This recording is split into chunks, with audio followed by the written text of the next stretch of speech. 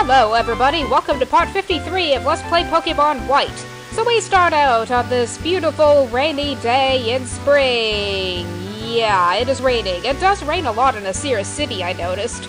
Unless it's winter, that is, in which case it might snow instead, or otherwise just be covered in snow or something. I guess in places like this, all the precipitation happens in the warmer months, which I guess is true for many parts of the world as well. But enough blabbing about the weather. I just finished my training.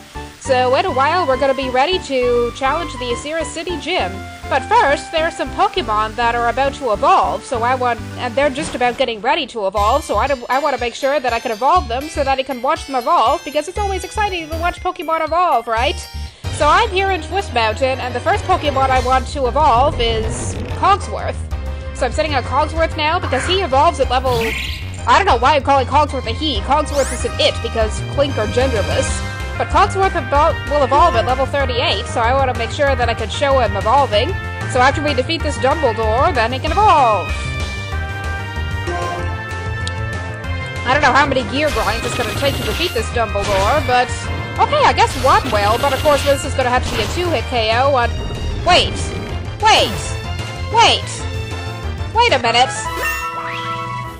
I thought that the Sturdy ability would have activated, although I guess it doesn't if a multi-hit move is used on the Pokemon. That's kind of interesting. I'll keep that in mind. If a multi-hit move KOs the Pokemon, then the Sturdy ability doesn't activate. I'll keep that in mind. But anyway, Cogsworth is about to evolve. Yeah! Come on, Cogsworth. Now, the Pokemon that Cogsworth is going to evolve into kind of has a lame-sounding name. Currently, Cogsworth's species name is Clink. So the Pokemon that it evolves to is... Get ready for something really, really derpy. Clang! Yeah, very creative name, right? Cling, clang. Clink, clang. Both related to noises that a machine makes, but yeah, that was Cogsworth evolving, and I think we already saw Clang, I think during one of the trainer battles. I seem to faintly remember us battling a Clang that a trainer had. I don't know which trainer had it, but anyway, I gotta take the Eviolite away from Cogsworth, even though he does have one more stage that he can reach, because there are a couple of other Pokemon I want to evolve before going into the Asira City Gym, and one of them is Chopper, who I'm putting in my party first. He, just like Cogsworth, evolves at level 38, and we run past the people who are clapping their hands together and dancing and having a good time. But Chopper, I will train here in the Dragon Spiral Tower grass, and here comes a Deerling. Deerling are usually pretty easy to defeat, so I think Chopper can handle this one pretty easily, especially since he has good offense, and hey, wait a minute, I think he knows Cross Scissor, which is good because that'll be super effective against Deerling. Yes, he does know Cross Scissor. Alright, go ahead and use that. After enduring a jump kick. Which didn't do too much damage thanks to Chopper's Eviolite. Yay, and it was a one-hit KO because Chopper has excellent offense. Hooray. And of course, I think you're already gonna know what... I don't know, did you see Axew's evolve form yet? I don't know if you did or not. I know we probably saw Clang before, but I don't know if we saw Axew's evolve form before. I don't remember if one of the trainers we battled had one. But anyway, let's see what Chopper evolves to anyway. Basically a bigger dragon, nothing too special, right? So this is a fracture. Apparently, because with its deadly attacks, it can cause bone fractures in its targets, right? That's why it's named Fracture, right? Yeah, kind of a weird name, but... Anyway, that was Chopper evolving, but there is a third Pokemon who's about to evolve, and this one I will not give it a Eviolite, because the Pokemon I'm about to evolve is Iago. He evolves at level 37, not 38, but I'm not giving him the Eviolite because, just in case he encounters a Deerling, I want to have him be able to use acrobatics on it and still gain its full power. Or a Mienfoo, for that matter. I kind of forgot momentarily that Mienfoo appear on this route. I don't even know if I'm ever going to use the Mienfoo that I caught, just because I don't want to go through this game with any of the same team that I used in my last playthrough of this game, which had a Mienshao in it. Mienshao being the evolved form of Mienfoo. So let's see what Iago evolves into.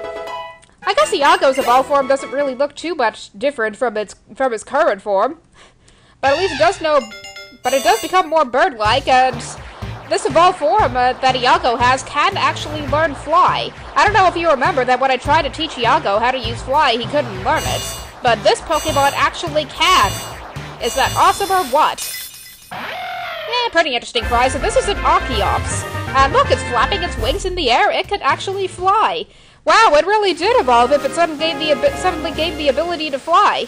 I mean, that's the one thing about Archon and Archeops is that they represent the first birds that ever evolved on the planet. And at some point, birds had to eventually gain the ability to fly, so this evolution from Archon to Archeops represents that.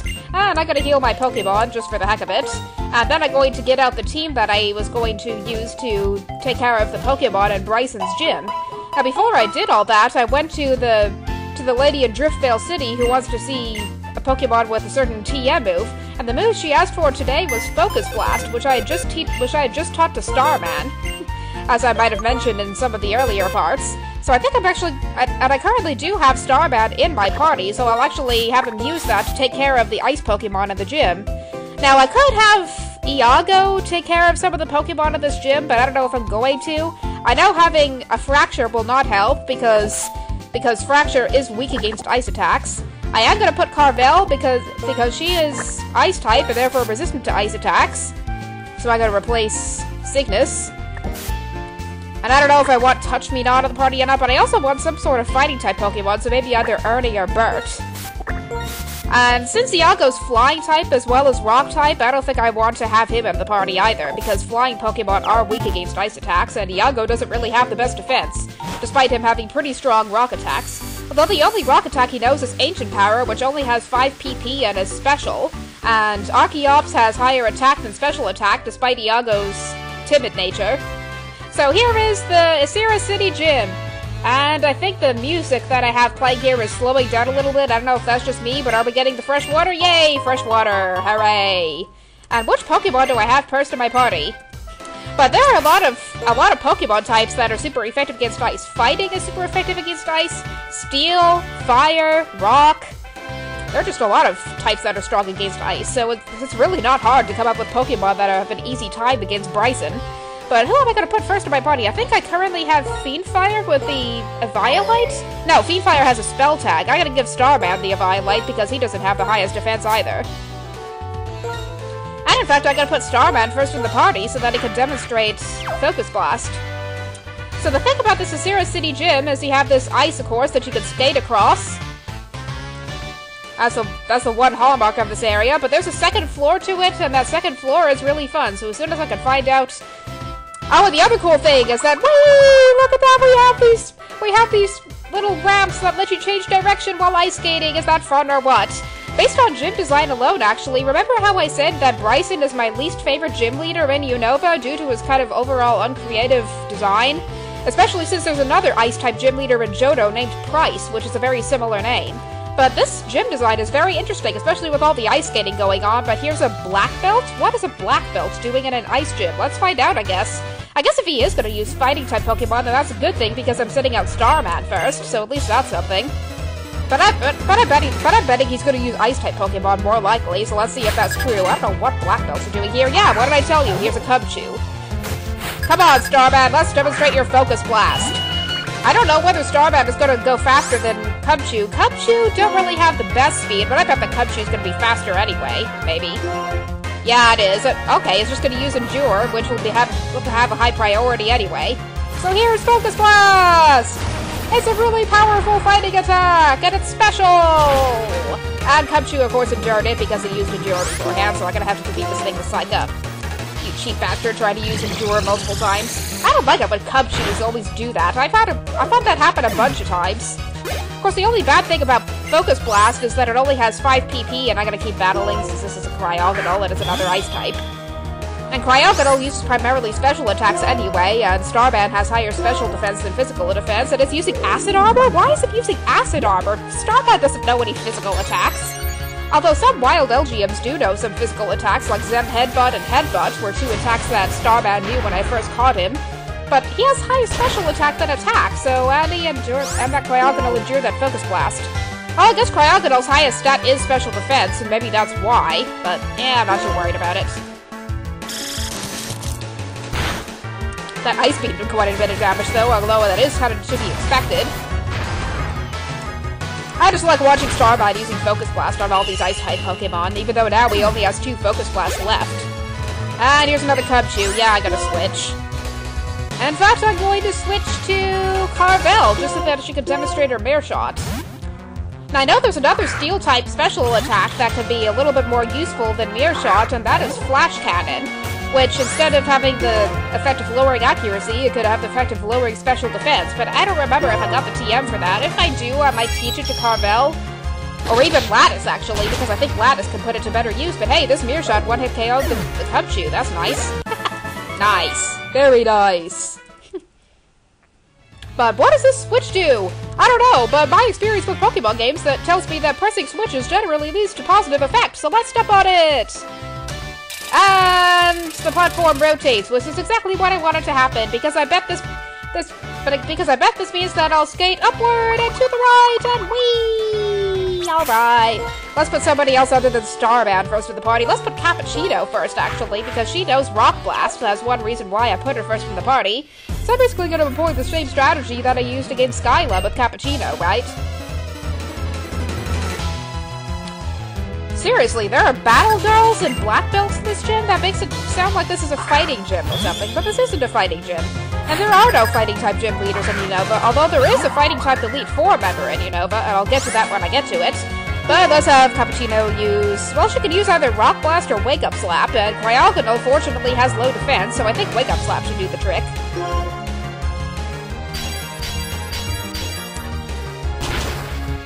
Yes, I was right. A one-hit KO the Cryogonal. Now, that's the thing about Cryogonal. It has really high special defense, but really low defense. I noticed that as I was training Lattice or even looking at its stats. Well, let's see what's on this second level, and oh my gosh, we have a jump we get to go over! That is so much fun! And we have another trainer. Because of these gyms are always just chock full of trainers, right? Gosh, I don't even know knowing of anything to say. I guess I could just talk about real life stuff, but I don't even know if that's gonna matter, let's just cream a bunch of polar bears. Well, gee, I thought polar bears were on the endangered species list. Why are they sending out Cubchoos only to have them being creamed by random trainers? That just makes no sense, right? They should be protecting all these beautiful little polar bears. Even though that polar bear is being particularly nasty by blowing snot out of its nose. That looks like snot, doesn't it? Yeah, Cubchoo, that's really disgusting. Fortunately, Cubchoo does have kind of an interesting-looking evolved form, but I just don't like that Pokemon in general, so it kind of makes me less likely to trade it, and great, we have this ice skating puzzle. Oh, great. Puzzles. Although, to be honest, I should be used to puzzles, especially if I've played any of the Zelda games. Because they are chock full of puzzles, right? Let's see, how can I get to that switch on the right? Apparently not this way. Let me think about this. I could go to the right, and I somehow need to skate along that platform off to the right. How do I get there? How do I get there? Let's see. Down, up, right, down. Okay, that doesn't go anywhere. Let's try going over. No, that doesn't go anywhere either. Okay, I guess I just made myself stuck there. Might take me a while to figure this one out, I guess. Right, up. Let's try going right, maybe, and battling this trainer, I guess. Maybe that'll help. I don't know. Let's put somebody in the party, first in the party other than Cappuccino. Let's put Ernie first. Now, Ernie did learn another attack while I was training him, and I'll show you that move once we get to battle this trainer. And that move is called Circle Throw. It is an attack that attacks last, just like Vital Throw, but its effect is that it can switch a Pokemon out, provided the Pokemon doesn't faint from the attack, which I highly think this Cubchoo will. Well, let's use Circle Throw anyway, just to demonstrate what it looks like. Although, to be honest, you can see what Circle Throw looks like just by watching my Pokemon Attack Showcase anyway. And I think I did have a throw use that move too.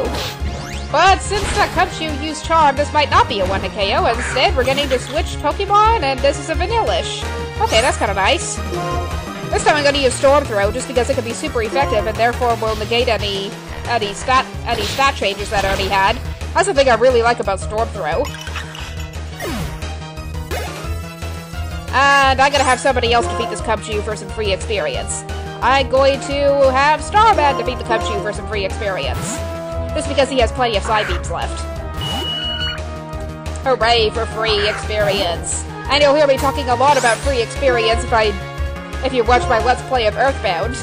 Because there are a lot of enemies that you can fight, and if you're at a high enough level and they're weak enough, then you'll just automatically win the battle against them and gain free experience, so I just really love that feature.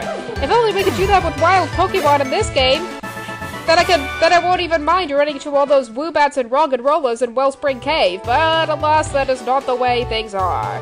Let's try going this way, and that didn't do anything. Oh gee, I'm just not knowing where to go, eh? Let me think about this a bit. Oh wait, I could go down and to the right. That's how I do it. That's how I do it. Alright, so I go here. Then I go up to hit the switch. That's right, that's how I do it. Okay, now I go here. And I can go up to the second level. Hooray! And get another jump! Whee! And another trainer. So, anyway, interesting things that happened today. Today, there was a Polish festival in town. And a festival for all things Polish, herp-a-derp. Polish food, Polish music, Polish folk dancing, which was very interesting.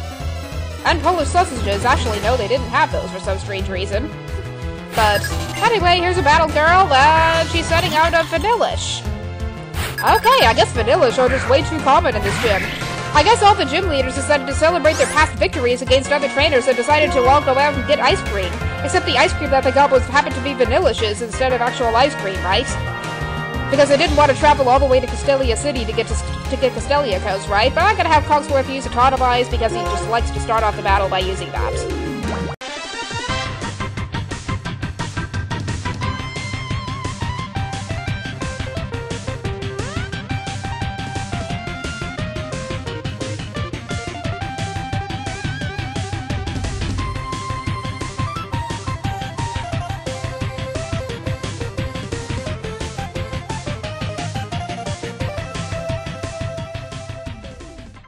What?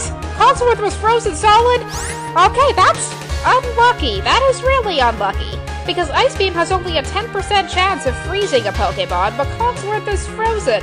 As if that makes any sense, because how can gears be frozen, right? But fortunately, I think I do have items to cure freezing. Do I have any ice heals or something? Do I have any? Well, I have an Aspire Berry. I guess I'll use that. I totally did not expect Cogsworth to become frozen. That was just lame.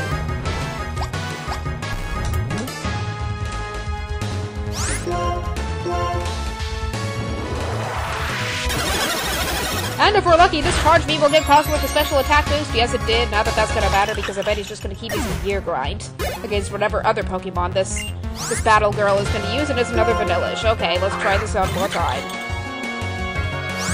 And I bet this Gear Grind might actually be a 1-hit KO because that Vanillish doesn't get the chance to use Acid Armor like the last one did.